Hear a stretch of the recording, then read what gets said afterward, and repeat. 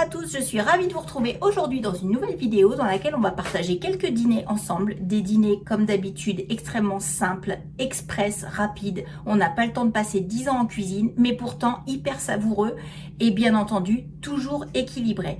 C'est parti pour la première recette. Je vous prends ce soir avec moi pour faire un poulet au lait de coco et au curry. J'ai très envie de manger quelque chose à base de curry, de manger un plat en fait, un plat en sauce, même s'il fait encore très chaud, j'ai envie de manger un plat en sauce. Donc je me suis dit qu'un poulet coco curry en été, ben franchement, ouais, ça le fait carrément. Donc, on va manger ce petit poulet avec tout simplement du riz blanc qu'on mélangera avec notre petite sauce et ce sera excellent. Je vous montre de suite les ingrédients dont nous avons besoin pour faire ce poulet coco curry simplissime. Alors, pour faire mon poulet, j'ai bien entendu besoin de poulet. Donc là, pour rappel, nous on est 4. Donc là, j'ai 700 g de poulet que j'ai déjà découpé en gros cubes. Je vais rajouter quelques poivrons surgelés pour faire un petit peu de légumes. Je vais mettre une boîte de tomates pelées, de pulpe de tomates en fait. Je vais mettre du lait de coco. Il y en a 400 ml. Je vais mettre de la pâte de curry parce que je trouve que ça a plus de goût que la poudre de curry. Mais la poudre de curry, ça marcherait très très bien également. Je vais mettre un oignon. De l'ail, semoule parce que je mets de l'ail absolument partout, du sel et du poivre. Voilà, c'est tout ce qu'il me faut pour faire mon poulet au coco et au curry. Également, je ferai du riz blanc que je mettrai à cuire quand j'aurai lancé mon poulet. Donc c'est parti pour la recette. On commence tout d'abord par couper notre oignon en tout petits morceaux et par le faire revenir dans une sauteuse avec un petit peu d'huile d'olive. Alors, j'ai mes oignons qui sont en train de revenir, de caraméliser un tout petit peu. Je vais ajouter mon poulet pour pareil le faire revenir, pour qu'il dore un petit peu.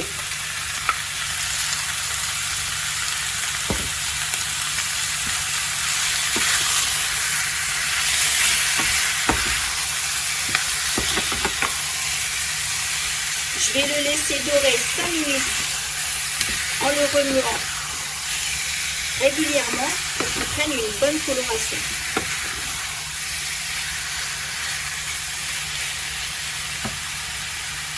Mon poulet a commencé à prendre un petit peu de couleur. Je vais rajouter mes petits poivrons. Alors les poivrons, c'est totalement facultatif, hein. Vous n'êtes pas obligé de les mettre. Moi j'en mets parce que j'en ai, j'en aurais pas, ça ne m'empêcherait pas de faire la recette.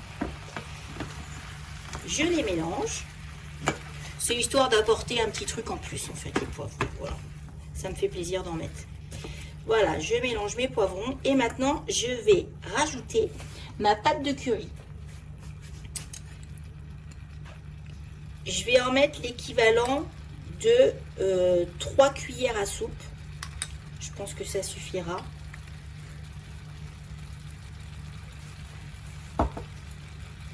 Voilà, et après je mélange bien pour bien enrober toute ma viande avec cette pâte de curry. Pour vraiment que ce soit bien enrobé.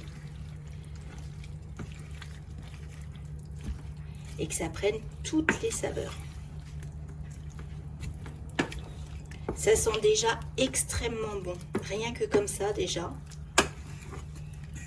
Ça sent super bon. Regardez cette belle couleur que ça prend là. Oh là là. Ça va être trop bon. Ça va être trop bon. Voilà. Maintenant que tout est bien enrobé, ce que je vais faire tout de suite, c'est que je vais rajouter de l'ail. Et j'en rajouterai peut-être à la fin parce que de l'ail, il n'y en a jamais trop. Donc là, hop, un petit peu d'ail. Alors faire attention par contre que ça saute pas parce qu'à mon avis le curry sur les vêtements ça doit pas être terrible. Voilà, et maintenant je vais rajouter tout ce qui est liquide, c'est-à-dire le lait de coco et les tomates. Pareil, on va faire attention à pas s'arroser parce que moi je ne sais pas cuisiner avec un tablier. En vrai, j'ai même pas de tablier. Mais franchement, ce serait pas du luxe que j'investisse un jour dans un bon tablier bien couvrant. Parce que moi, c'est très souvent que je me tâche en cuisinant. Alors, je rajoute mes tomates. Voilà. Ça va être trop bon. Voilà, des bonnes tomates. Et maintenant, je vais rajouter mon lait de coco. Hop là. Voilà. Regardez ça. Ça va faire une sauce. Oh, ça va être formidable. On aurait pu rajouter des champignons aussi. Je suis en train de penser à ça. Là, des champignons, ça aurait pu être très, très, très sympa là-dedans. Voilà. Je vais rajouter tout de suite un peu de sel. Parce que c'est vrai que j'en ai pas encore mis. Et du sel. Hop. Voilà. Et à la fin de la cuisson, je verrai si je mets un peu de poivre ou pas, ou si c'est assez relevé comme ça. Mais là, voilà. Maintenant, je vais laisser ça mijoter. Je vais commencer par laisser mijoter 20 minutes. Dans 20 minutes, je vais venir voir à quoi ça ressemble. Je vais baisser le feu, parce que là, j'étais sur feu vif. Je vais baisser le feu pour laisser mijoter. Et dans 20 minutes, je reviens voir comment est mon poulet. Pendant ce temps-là, je vais lancer la cuisson de mon riz. Ça fait 30 minutes que c'est en train de mijoter et là je crois qu'on est bon en fait. Franchement ça sent hyper bon, ça sent vraiment fort le curry, ça sent très très bon, ça a une très belle couleur. Donc là maintenant il n'y a plus qu'à dresser les assiettes. J'ai fait cuire mon riz blanc juste à côté, maintenant il n'y a plus qu'à mettre du riz et du poulet dans l'assiette et on va se régaler. Et voilà mon assiette pour ce soir, du riz et du poulet au curry coco, ça sent extrêmement bon. Donc ce poulet au curry coco, clairement m'a demandé, allez, 10 minutes de préparation grand maximum et après 30 minutes de cuisson où moi j'ai fait autre chose pendant ce temps-là. Donc on résume, 10 minutes de préparation, pas plus, pour manger un super plat mijoté. Donc nous on va se régaler ce soir, on se retrouve un petit peu plus tard pour une autre recette. Pour ce soir, ce sera mon traditionnel gratin de pâtes, repas express par excellence qui revient toutes les semaines chez nous. Gratin de pâtes avec des légumes à l'intérieur et des lardons ou des dés de jambon, toujours la même chose. Toutes les semaines, la seule chose qui change dans mon gratin de pâtes, ce sont les légumes. Un coup c'est des brocolis, un coup c'est du chou-fleur, un coup ça va être des courgettes. Voilà, on peut vraiment mettre les légumes qu'on veut à l'intérieur. On peut même mettre, imaginons, de la ratatouille ou quoi. Donc pour ce soir, ce sera des pâtes, du chou-fleur, des lardons avec une petite crème fraîche pour mélanger tout ça parce que ce soir, je n'ai carrément pas le temps de faire une béchamel. Quand j'ai un peu plus de temps, je fais une béchamel. Là, j'ai vraiment pas le temps. Il est tard. Je suis fatiguée, j'ai pas envie de faire à manger, donc là j'ai des pâtes qui sont cuites, j'ai du chou-fleur que j'ai fait cuire un peu plus tôt dans l'après-midi. Ce soir ça va être gros assemblage de tout ça, la crème fraîche, du fromage râpé et au four. Le repas qui va être prêt en 5 minutes. Alors tout simplement j'ai des pâtes, là ce sont des pâtes semi-complètes, parfois ce sont des pâtes complètes, ça dépend, là c'est des semi-complètes. Donc j'en ai à peu près 250 grammes crus. J'ai un paquet de lardons. J'ai mon chou-fleur ici. J'ai fait un sachet surgelé entier de chou-fleur parce qu'il n'y a jamais trop de légumes. Du fromage râpé et de la crème fraîche qui fera office de liant. Du coup, et je vais tout simplement mélanger tout ça dans mon plat et j'enfourne. Là, j'ai fait préchauffer mon four à 200 degrés. Je mélange tout ça et puis on n'en parle plus après. Le temps que ça cuit, moi je vais aller prendre ma douche parce que là ce soir j'en ai marre, j'ai plus envie.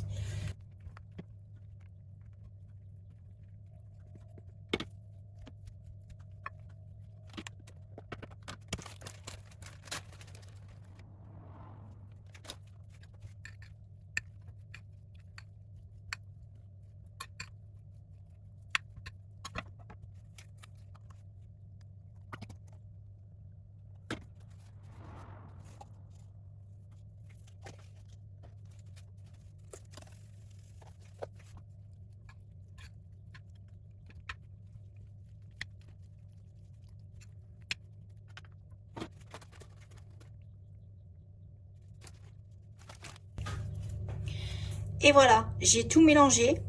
Pas plus simple. Franchement, il n'y a pas plus simple. Vous avez vu, j'ai mis un petit peu de fromage à l'intérieur du gratin, pas seulement sur le dessus, parce que moi j'aime bien quand il y en a à l'intérieur, comme ça fait un peu plus de fil, un peu plus, c'est un peu plus sympa, c'est un peu plus fun. J'ai plus qu'à l'enfourner, clairement, à part le temps de faire cuire mes pâtes et de faire cuire mon chou-fleur, mais bon, ça c'est pareil, on jette dans l'eau, puis on va faire autre chose pendant ce temps-là. Le montage du gratin m'a pris littéralement 3 minutes. Maintenant, j'enfourne ça à peu près 25-30 minutes et après c'est prêt à manger. Et voilà mon petit gratin pour ce soir avec une petite salade verte. Ça fait une belle assiette, hein? Ça fait vraiment une belle assiette. Regardez, on a déjà commencé à se servir dans ce beau gratin. On va se régaler pour ce soir.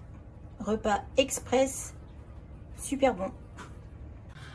Pour ce soir, je vous retrouve avec une tête de folle. Je viens de finir ma séance de sport. Je m'y suis pris vraiment tard pour la faire. Il est 18h30 là. Et du coup, je vais faire mon repas. Je vais le mettre au four. Alors, repas express, mais alors vraiment vite fait. Vraiment la cuisine express des soirs de semaine. Je vais tout simplement faire des cuisses de poulet au four avec des légumes qui vont cuire au four avec. Donc en fait, le principal de la cuisine, ça va être d'éplucher les légumes. Tout simplement.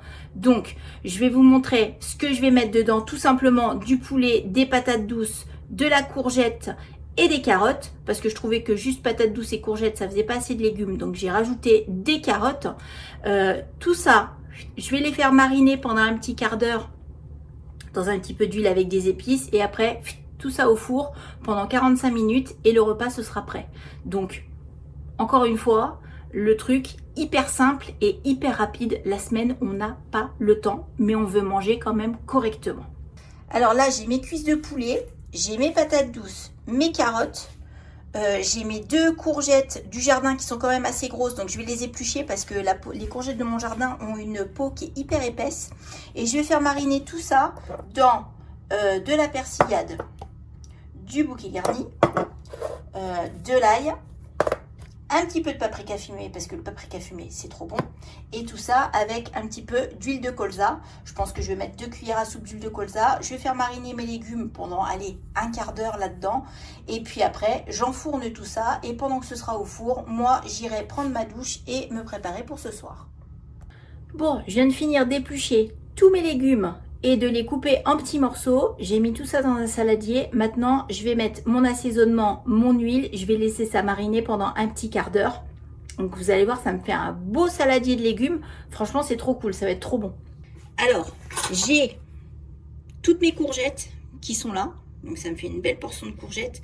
Donc, vous voyez, je les ai vraiment découpées en gros morceaux, hein, parce que ça va quand même rester pas mal de temps au four. Donc, faut pas... Ah, sinon, après, ça va faire de la bouillie. Bon, c'est pas cool. Après, qu'est-ce que j'ai? Là, j'ai mes carottes. Pareil, hein, j'en ai fait des gros morceaux. Et puis, en dessous, là, tout en dessous, j'ai ma patate douce. Pareil, que j'ai mis en morceaux comme ça. Donc, maintenant, je vais y mettre tous mes épices. À commencer par mon paprika fumé. Parce que ça, le paprika fumé, c'est trop, trop, trop bon. Ça apporte une saveur au plat. C'est excellent. De l'ail. Beaucoup d'ail parce que chez nous on aime l'ail, du bouquet garni parce que c'est l'été et qu'on aime bien, et puis de la persillade parce que il n'existe pas de repas sans persillade. Voilà. Et à tout ça, je vais rajouter, je pense, 2 voire 3 bonnes cuillères d'huile. Je vais regarder. Oh ouais, je pense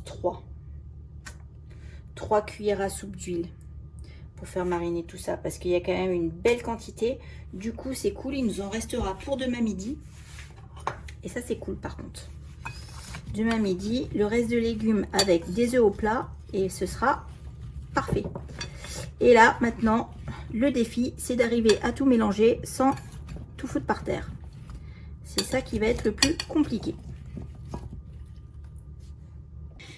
J'ai réussi à tout mélanger, je vais laisser ça reposer un petit quart d'heure et puis après je vais tout enfourner avec mes cuisses de poulet. Je mettrai mon sel seulement quand j'aurai tout étalé dans mon plat, enfin du moins dans mon lèche-frites parce que je vais faire cuire tout ça au lèche-frites et je mettrai le sel seulement à ce moment-là parce que là en fait dans mon saladier je me rends pas trop compte au niveau du sel, donc je mettrai tout une fois que tout sera mis en place. Alors un quart d'heure est passé, je vais préparer mon lèche-frites. Donc tout simplement avec mon poulet que je vais disposer comme ceci et puis tous mes légumes que je vais mettre autour. Ça me fait vraiment une belle quantité. Voilà. Ça sent bon avec le paprika. Ça sent tellement bon. Et après, voilà, hein, le but du jeu, c'est d'étaler au mieux pour que ça cuise bien. Voilà, on essaye qu'il ne soit pas trop superposé pour que ça puisse vraiment cuire uniformément. Voilà, on peut même en mettre un petit peu entre le poulet. Voilà, bien partout. Je vais rajouter mon sel avant d'oublier. Là, au moins, je me rends compte de ce que je mets dans le sel. Parce que quand j'ai une grosse quantité de légumes comme ça, je ne me rends pas compte. Et moi, j'ai toujours peur que ce soit trop salé. Parce que, alors, un plat trop salé, c'est vraiment pas bon. Voilà, un petit peu de sel sur mon poulet.